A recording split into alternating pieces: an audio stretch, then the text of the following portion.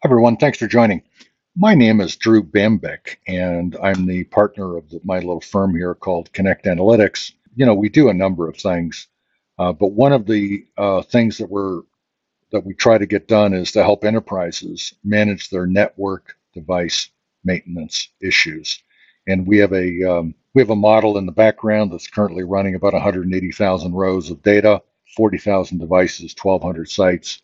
And so we've got this site here connected to our database that's generating analytics. We had a client come to us and ask a particular question around one of the pages we had. And his comment to us went something like, gee, I understand this represents three different programs that would be available. We have the reference configuration. We're going to save 1.6 million. Gee, that's interesting. We stretch it a bit, we can get 2.5. If we stretch it even more, we get $4 million. I understand that. He said, what I would like to see is how you actually got this. What are the analytics that were used to generate this visual? So I thought, gee, if we have a prospective client that's interested, maybe there are other folks out there that would be interested as well. And so the point of this video is to dig into how this visual is constructed with a much smaller data set, provide typical way that people would do it, and then provide the right perspective using a data model. So we're going to get into that in a minute or so. But I wanted to set up this preamble to give you a sense of what this was all about. And if you have any questions or comments, please don't hesitate to give us a call. Thank you. Hi, everyone. Thanks for joining. We're going to illustrate how DAX expressions can be constructed to deliver really great visuals like this at enterprise scale. Most of what passes for WAN LAN management happens in a spreadsheet. And for smaller tasks, that's fine, well, and good. For managing larger tasks with multiple data sets and in a client interface environment really does require a data model. And Power BI is, in my view, the recommended tool of choice in that area. Visual below describe the dollars associated with different coverage plan options. And of course, it's enabled with DAX expressions. The Power BI service on the desktop really is a modified version of the tabular SAS instance, and the whole thing will scale to billions of rows. So what we're going to do is generate this DAX expression, which is really one of maybe 5 or 6 expressions that will feed this visual. So we're going to review the underpinning data sets. We're going to map the transformations. We're going to look at the calc sequence using an Excel approach. Then we're going to take the same data set and we're going to illustrate how it should happen with a data model. We're going to construct various expressions to illustrate how subtables create far broader and deeper analytics and be available with flattened Excel. We're going to see how shaping and filtering can be done virtually, and we'll layer those expressions. So this is the base of the pyramid. And typically what we see here are site types by asset types. So this is the underpinning data sets. We've got a reference config, that thing above. We have a site list, a cost table that we got from the supplier, and an inventory list. So we're into the traditional Excel, and we've taken these models and we've ingested them. So here's our base data. We've got the SLA config, and I just want to walk through this here quickly. You can see this is that previous table is converted to a data model that we can use, and this is the M code source 1, source 2, and source 3. Basically does the work on the reference config. What we're doing is we're simply abstracting a few columns, and we come up with these numbers. Very simple. So I don't want to spend time on this because we're not going to add any value, but the highlights of this pivot table are as follows. There are a limited set of dimensions and row counts, but we've lost data, and we'll see that here in a minute. We've had to introduce new columns to support some of the analytics, and there's no real ability to generate any aggregated measures or combinations of measures when the table is flattened. And specifically, what I mean by that is this is the M code here that generated that previous table, and we used an inner join, which only put matching rows, and we lost a fair amount of data. Filters are source of a loss. You can see null and install, a little bit of data in the column selector. And then this is the add where we had to add some columns.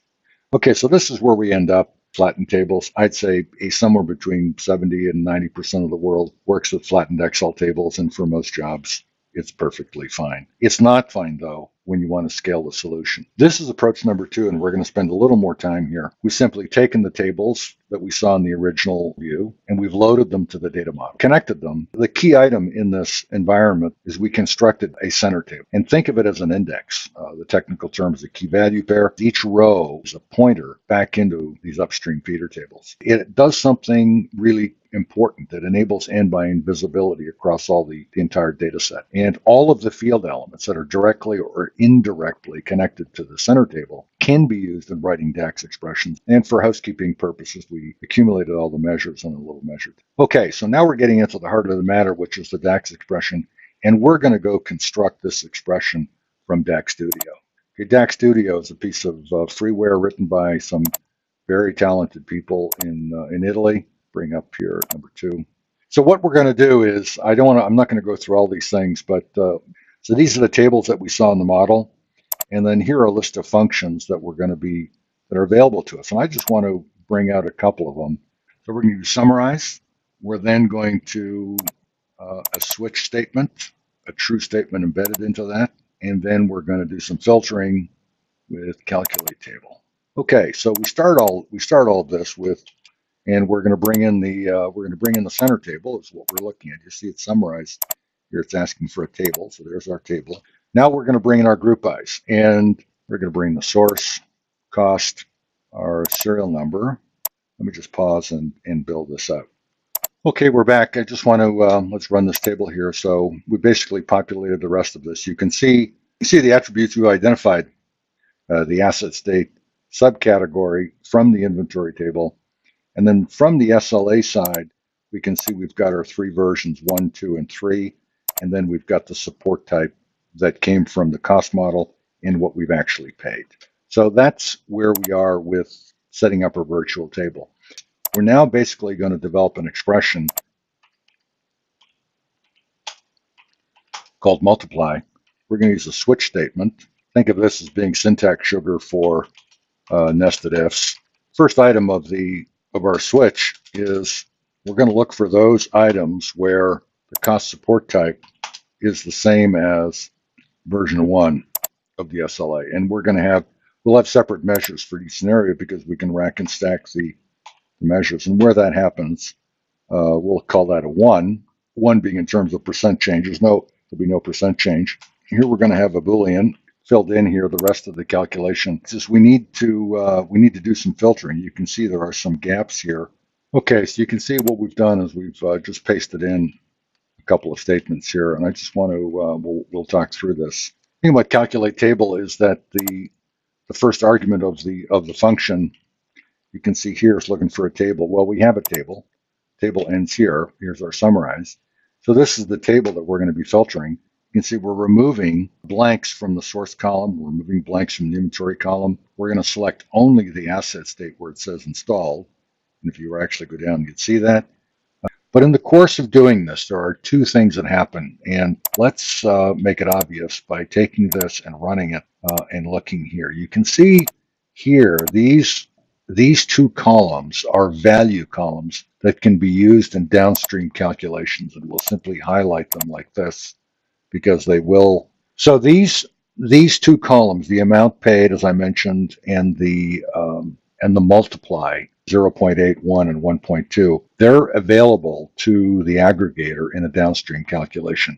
And we're going to see that now. So we take this, and we're now going to turn this into a measure. Go to the measure table. We can develop a new measure, Control V. And so this table we know functions. We're now going to use our aggregator, which we're going to select sum x for reasons that are boring and we can get into later if anyone's interested. So it's basically suggesting we need a table. Well, we have a table, and so the next expression is going to be the element of the aggregator. Let's actually take one of these columns, which is the amount paid to. You can see that's available to us. We'll click that, and we'll multiply that by the multiply column.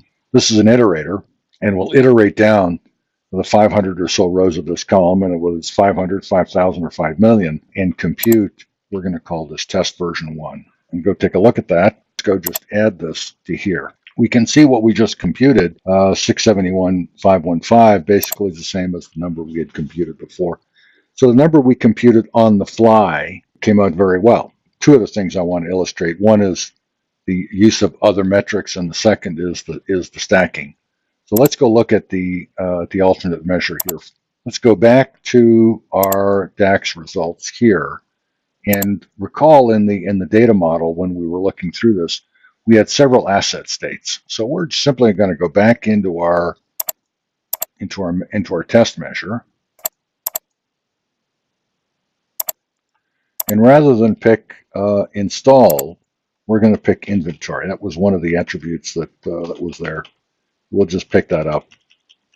So what we're doing, you can see the asset state is the inventory here. Let's actually output that and we'll take a look at it.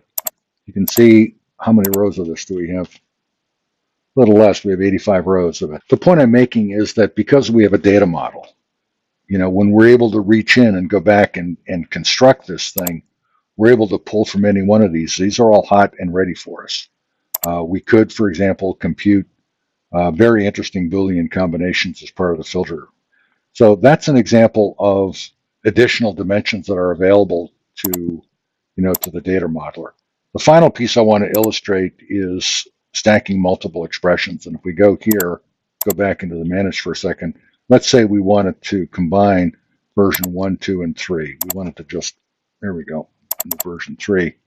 Check the formula. Formula works. And let's, we can see it's got, let's just, we'll fix here's 1,594,000. And when we add these, it totals to 1,594,000. So what we're saying is that we've got great flexibility in how the measures are computed and in the ability to generate a hierarchy of measures. So those are the two items that basically separate the ability to generate DAX expressions from simple table flattening exercises that most people are familiar with. Much richer ability to concatenate different expressions, and from that, the visuals. And we'll take a look at how that's going to play out in the Power BI. Bring up that file. Here's the visuals you saw earlier. Just go through a quick tour. This is the data model piece of it. Sort of get this thing organized. It's inventory cost. Here's our index table, and here's our little measure table, and it's quite analogous to what was there before.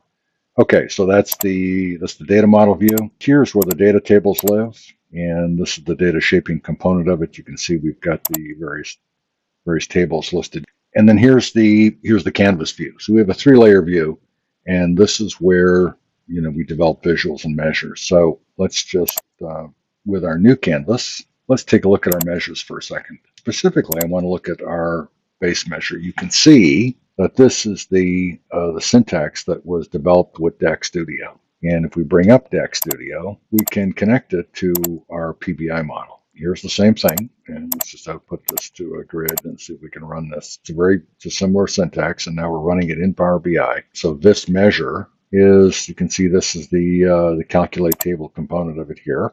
And here's the calculation, here's the iterator. Go back to page 1, and let's regenerate these visuals. So the first one is the tree map, and we're going to put the values in here in our tree map, and let's go pick up from the inventory side, let's go pick up our subcategory, pick this up here. We'll take this and move it into the detail page, and this will make we got very similar pictures now.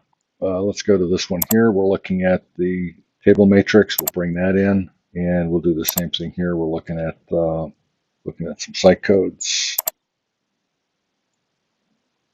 and we're looking at version.